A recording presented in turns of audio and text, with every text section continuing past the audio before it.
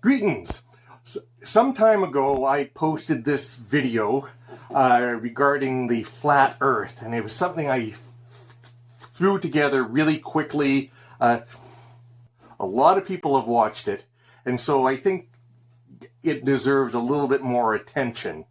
The argument I'm responding to is this. Imagine that you have a building, okay, and each of the sides of the building are parallel. They go straight up and down, and they're perpendicular to the earth, okay? Now, the argument is that if the earth were round, you couldn't have two parallel sides that are perpendicular to the earth because the earth curves away, okay? The thrust of what I'm saying against that argument is that it overlooks the question of scale. I have constructed with Geogebra a square, okay? And that square is 1 unit by 1 unit by 1 unit by 1 unit, okay? So it's a square, or we can imagine that it's a cube and we can't see the back of it. And we have it on a surface. What I've done is I've overcompensated for building size. We're not going to get a building this big. You see the surface that cube or that square is on. The square's sides are parallel to each other and perpendicular to the surface. So by analogy, we know that that surface is flat. I made that surface by creating a circle at the scale of 1 unit to 1 kilometer.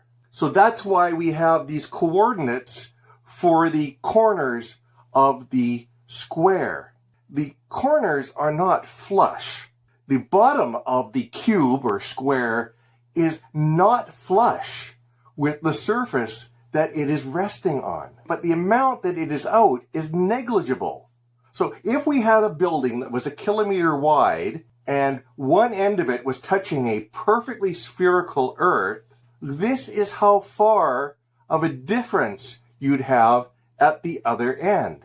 This small amount is accounted for by the fact that the earth, it's not uniformly spherical, and if you think the earth is flat, you have to admit that it's not uniformly flat either. Just as we look at this square, we do not argue that the surface must be flat because the square appears to be flush with the surface. Because as you can see, if the surface is large enough, that small portion of the circle looks flat.